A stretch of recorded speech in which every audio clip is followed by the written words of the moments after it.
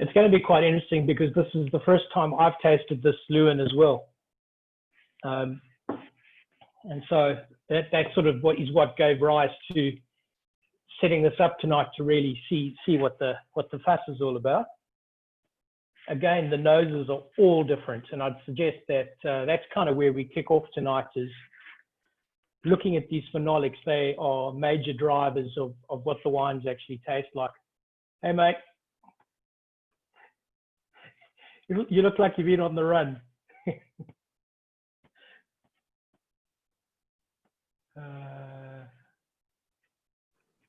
Sorry, I'm under my wife's name. It's Matt Willis here. Thank you very much for having us. We've been playing golf, and there's 5 of us, so thanks in advance for putting up with us. Excellent. Glad it's sorted out. Okay.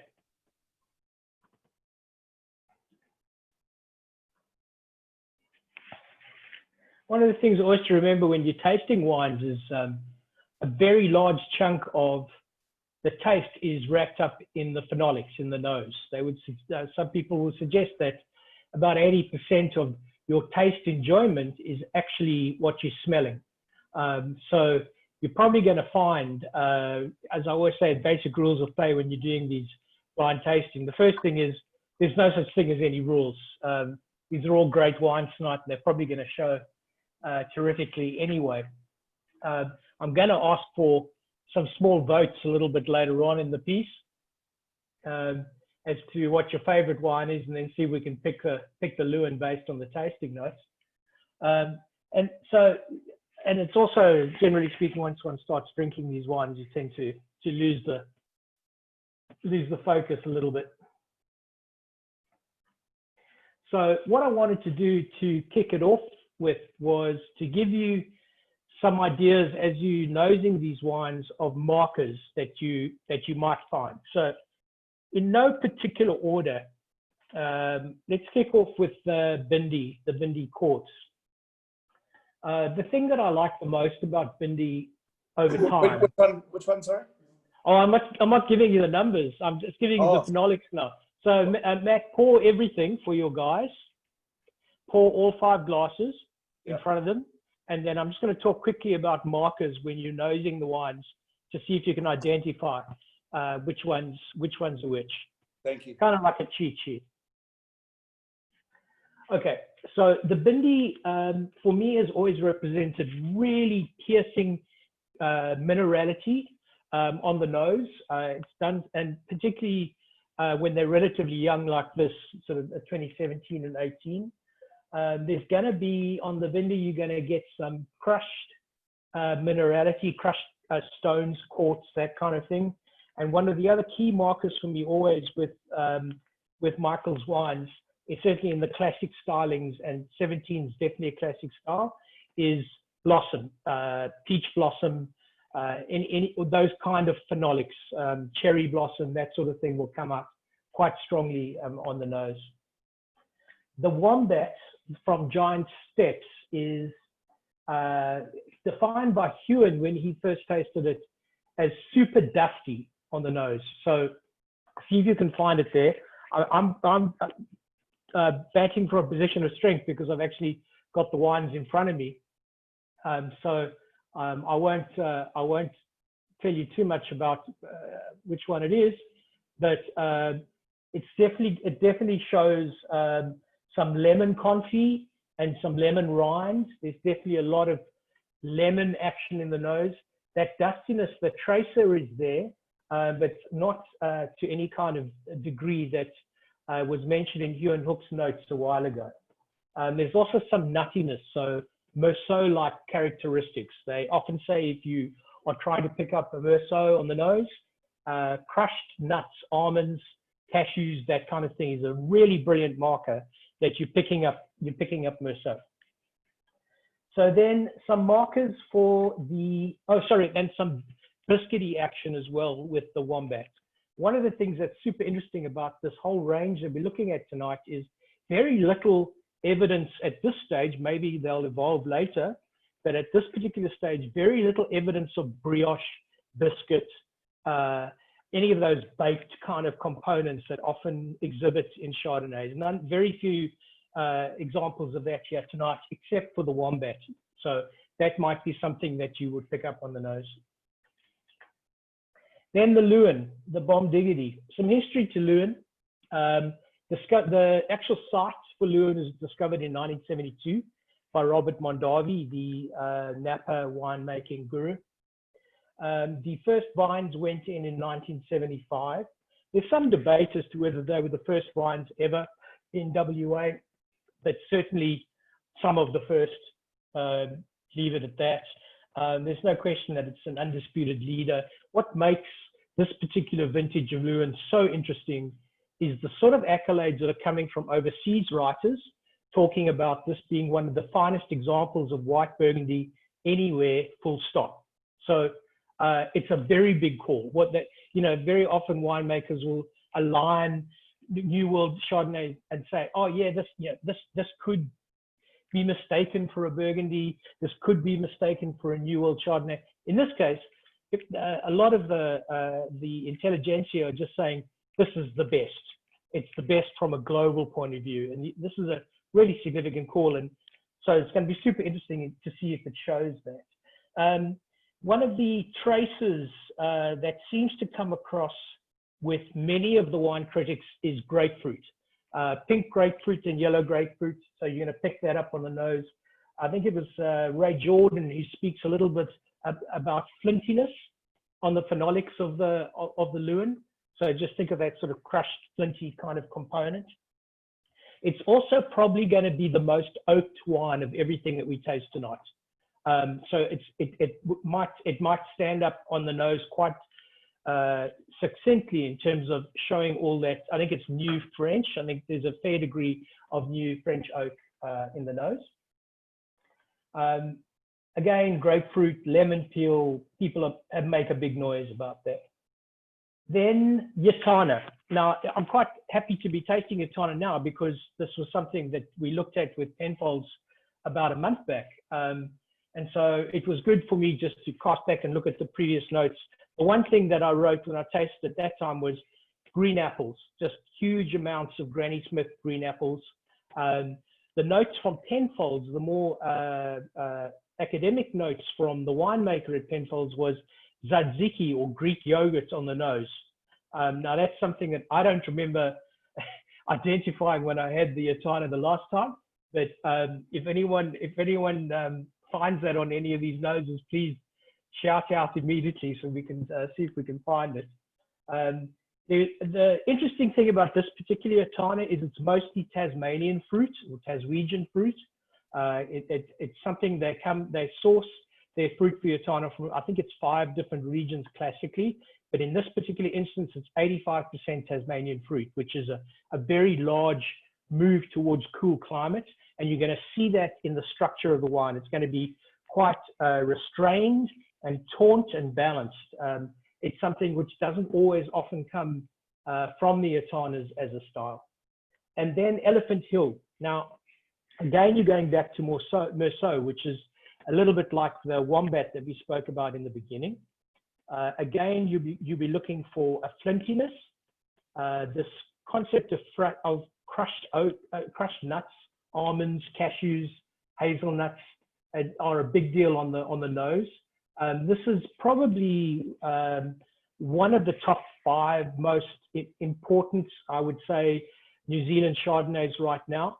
And so it seemed to make sense to throw it in. This is only their 2nd vintage, the Salome. The thing that I like the most about this wine, I've drunk a fair bit of it, is the silkiness. For me, that's going to be a marker when you nose the wines, in terms of when you actually get it on your palate. I mean, sorry. So looking at all of these now that they've kind of warmed up a little bit.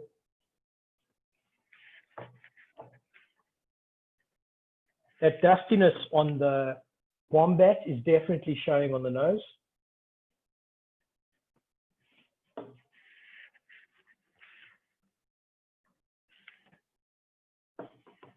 I'm really liking the sleek cleanness of wine number 3. Everything seems quite integrated and finessed already. If you contrast the wine number 3 to wine number 2 on the phenolics, wine number 2 is quite aggressive. It's showing quite a lot of that struck match kind of components, which says to me normally would be a stronger indication of oak. It's showing more oak than many of the others. Not to say that that would be the marker to differentiate Leeuwin, but Leeuwin out of all of these is supposedly the heaviest in oak. Number 4 seems a little demure, seems a little pulled back.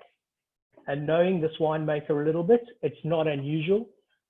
This particular winemaker seems to take quite a long time for the wines to come around.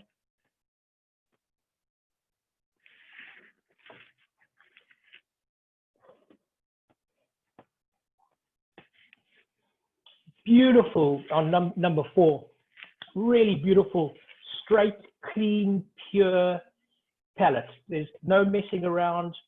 There's very little evidence of oak. It's just lean and fluid. There's a strong dimension of minerality. If anyone wants to jump in, please do so. I'm sure you'll get sick of hearing me bang on for half an hour. I'm really loving how 4 is sitting. There's something about the structure of the wine on the palate, the nose, the palate, and the length is just everything seems so finely etched and woven together. It's very, very, very clever wine.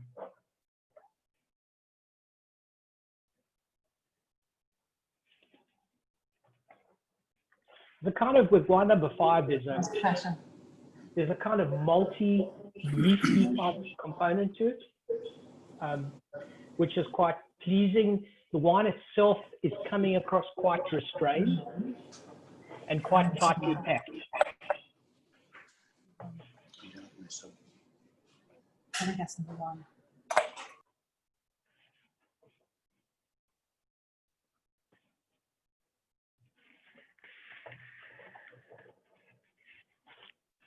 For me, wine number 5 is on the palate is showing quite a lot of dried fruit action as opposed to fresh fruit.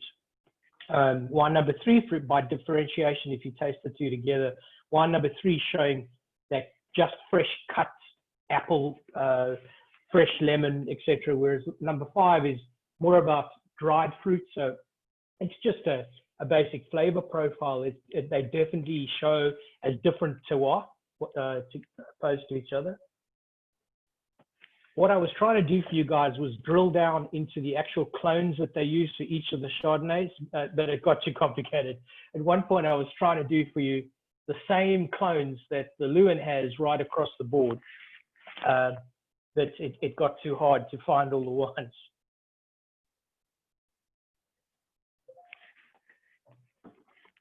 Wine number 2, quite intense flavor.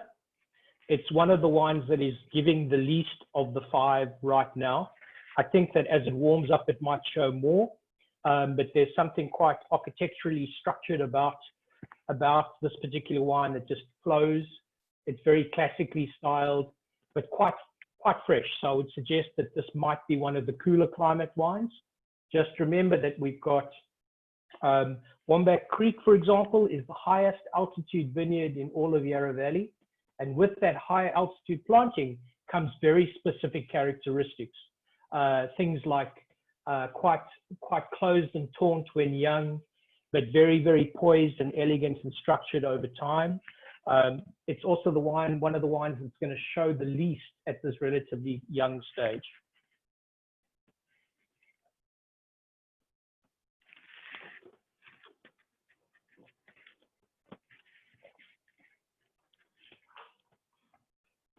Yeah, if you guys were to pick the wine that you think is the closest to Old World, maybe you want to throw that in the chat if anyone wants to say which one of the 5 they think shows the most Old World in style. Because as these warm up, they're starting to show much denser levels of flavor. Number 4. Number 4. Yeah, I would say that. We're waiting for Alan to join us. Oh, it's Al Slut. Yeah, Kashni, I think that number 4 is showing quite a lot of almost Chablis kind of style Yeah, in terms of very that Chablis. leanness and Mm. athleticism. I would agree with you very much so on that. I would say, remember that trace that we were talking about, Meursault, in the beginning of the tasting, number one is showing you a lot of what you might identify as a Meursault ordinarily. So it's Alan's So one. getting back to the question of cold and warm climates, the Wombat is the highest altitude of all of these wines. And the Yattarna, I guess, because most of it's from Tassie, is probably the coldest in terms of actual temperature and average temperature during ripening. I would say that Elephant Hill and Leeuwin Estate are going to be pretty much the same. In fact, if you draw a parallel between Margaret River and Hawke's Bay, which is fundamentally where most of Elephant Hill grapes come from, they're almost on the same latitude. Elephant and Hawke's Bay, of course, is right at the ocean, which is very similar to what Leeuwin also shows. Having said that, though, I know which one is Elephant Hill and which one's Leeuwin, and they don't taste anything like each other.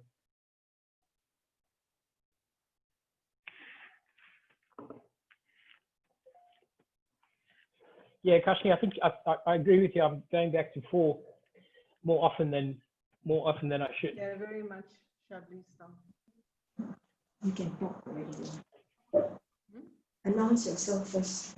With number 5, there's this kind of, on the palate, there's this kind of notion of a dust. I'm giving away by using that particular word, but there's this notion of a certain grittiness in the palate and a certain earth component, which is quite unusual to find in Chardonnay.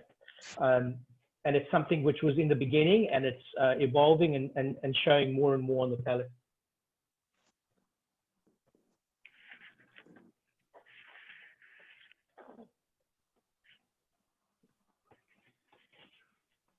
Yeah, it's also quite fat and oily. If you actually taste that wine, of all of these, for me, it's the one that's showing that sense of glycerine more than anything else, which is quite unusual for a wine that's such high altitude. It's quite interesting. For me, wine number 1 is going much more into the savory components, which is quite unusual for Chardonnay, and definitely showing that nut aspect that we were talking about earlier. Is definitely that notion in it. Well, you're right about the nut element. What gives number 5 the slight bitter aftertaste? Well, I think this wine might have needed a bit more sun before it was harvested. To me, there's this notion of greenness, and there's this feeling of unfinishedness, Yeah, which is quite ready. yeah, and that's often a tracer of high altitude and cold climate. So I agree with you on that. I'm too used to warm climate, super ripe Chardonnay, and maybe this is something that it's really only 18 months out of the winery, or 2 years from the winery. So maybe this is something that's going to evolve. But for me personally, it's the wine that's the least kind of finished. Wine number 5 of everything today. So let's just go back and see with the Leeuwin some more cheap notes. That's the one that's going to show the most oak. For me, it's not showing the most oak tonight.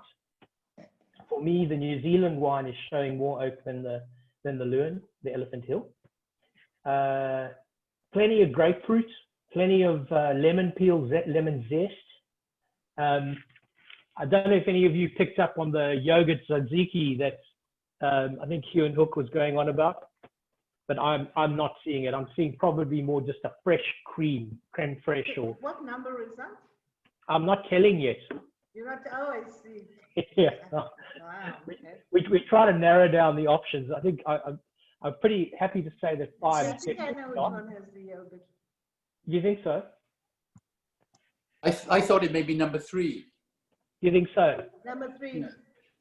But for what reason, Chris? There's just some sort of tartness on the nose. Yeah, sort of zestiness. Yeah, and a little bit of zestiness. And maybe a tad bitterness as well. Huh. Yes, yeah, it is.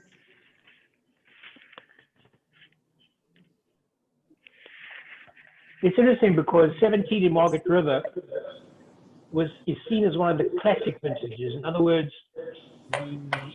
the maturation of the grapes was in the right, even, slow, perfect timing.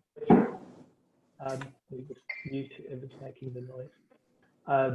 And so it's definitely seen and recognized as a classic year. And certainly the Cabernets are going to start to show that once we get our hands on them.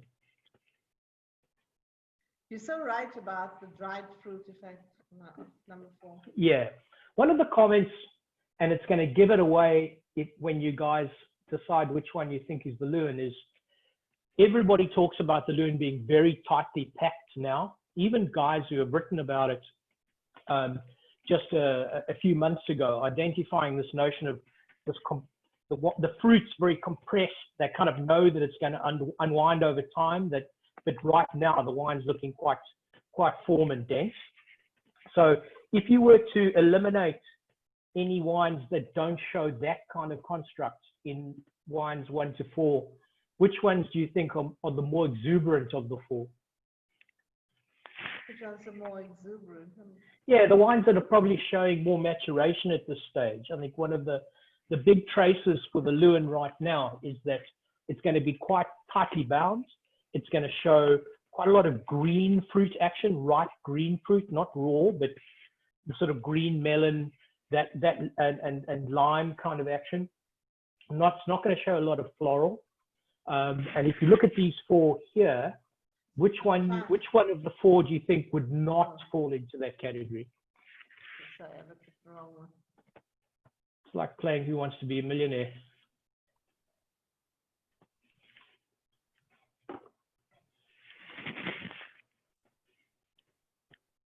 There's one of these 4 that's, if you sip it on the palate, 1, 3 to 4, is definitely more generous and giving at this point than the other 4, the other 3.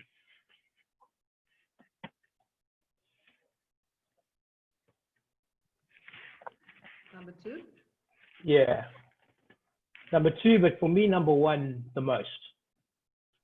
For me, number 1 is, as it's warming up. In my glass. Yes, it's an endemic problem I suffer with all the time. But for me, number 1 is for me is the most sort of round and broad in the mid palate. But it might be a good idea if we just did the votes now for the favorites. Which one of these 5? Maybe you just want to throw down in the chats which ones, and I'll make a tally. It's just mute. Number 1. 2 to 5.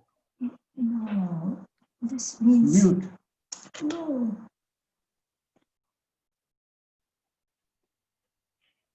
So Kashni, give me your number 1's your favorite. More in my glass. You're right about number 1. Okay. Annie and Chris, what do you think's your favorite? You can talk now, Shat. He's waiting for somebody to talk. He's on mute. Sorry, I'm going for number 2, and Anne's is number 3, I think. Okay, number 2 and number 3. Okay, Marcus is going 1. Kerry's going 1 or 2. 1 or 2. He's asking for the vote now. Half points. Jen's going 1. It's number 2 from Matt Willis, which is the average of all of us. 2 Okay, and 4, Matt. we'll choose 2. The average of all of you. Okay. Like number 5. No, And number 4 for me. very subdued. Number 4 for who? For Kashni. Okay. All right. So I think we've got most. Can you hear me? Maybe the Penfolds is number 4. We got everyone? Penfolds, hello? Who else we I got? put it on the side. Hello? Oh, it's voted for 4, yeah. No, he doesn't hear me. Sybil, on Sybil's video, I can hear you. I like number 2 Closely followed by number 3 is my favorite. Okay. Robert Logan here, number 3 for me. Number 3 for you. Okay. Anyone else? Shahid's got 4. This is a bit like the American elections. We've got. We might have to refer to Washington for a recount. Let's have a look. 3, 4, 2, 4. So number 2, interesting. Number 2 by an overwhelming number. Yeah. I'd say probably 6 of us voted for 2. So roughly speaking, 1 through to 4. 3 votes for number 1, 6 for number 2, 4 for number 3, and 3 for number 4. So the lineup is number 1 is Elephant Hill. Okay. I got that. Number 2 is the Yattarna from Penfolds, which is easily the most expensive of everything tonight at about $170. And it kind of shows in the votes. And number 3 is Leeuwin. And number 4, with 3 votes, is Bindi Quartz from Victoria. The very last one is the Giant Steps Wombat. Not a fan. Not a fan of that. Not a fan at all. It's just, the finish is kind of gritty and all over the place. It's really off. Yeah. It's really weird. It smells like a toilet. It's In my humble opinion. Thanks, I might quote you, Eddie. I think what emerged quite quickly when we were doing the tasting was the sense of quietness. Kerry's talking about soap on the Wombat. It's really it does show that. Marcus is talking about the Leeuwin not showing much oak, and that's true. For me, at least 1 and 2 were definitely showing more oak than the Leeuwin this stage. Some people will say that a truly magnificent wine, it's all about fusion and integration. Yeah. And that's probably what we're seeing with the Leeuwin as it sits right now. We drank the Leeuwin last weekend and I couldn't pick it out today. Oh, really, Chris? Yeah.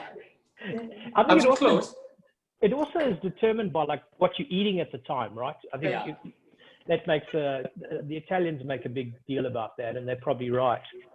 For me, with the Leeuwin, there's a sense of quietness. I'm kind of waiting for something to happen, and I think in a year's time, it's going to happen. It is. The thing that's probably impressed the critics so much is this notion of seamless tailoring. I mean, there's absolutely nothing out of place in that wine at all.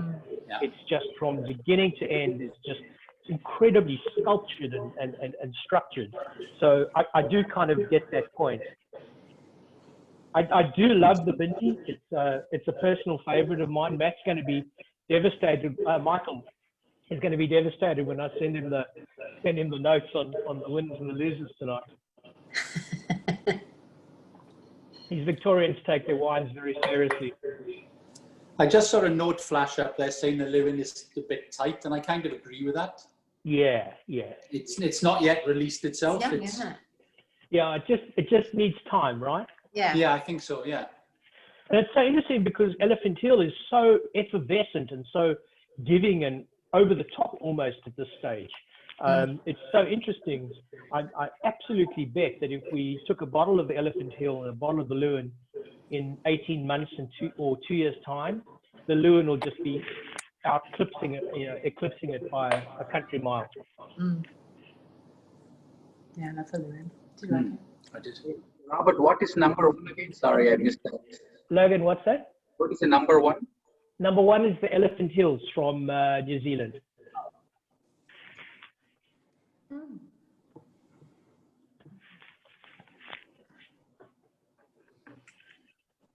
The thing about Bindi that I've found over the years, what vintage? Everything's 17, Marcus.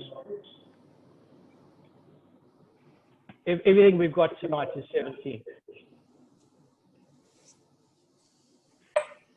The thing I find about Bindi, and it's probably closer aligned to Leeuwin than any of the others, in terms of structure right now is this question of tightness for compact structure, because I've actually had some of these quartzes 10 and 15 years down the track, and they're only just waking up. And I think that's possibly what we're going to see with the Leeuwin as well over time. It's also quite interesting to taste these whites. I mean, that single pour was relatively, so they're warming up quite quickly, and they're definitely evolving in the glass. Yeah.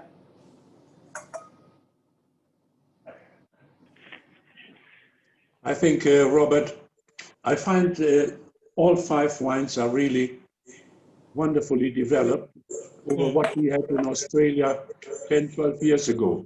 Oh, without question.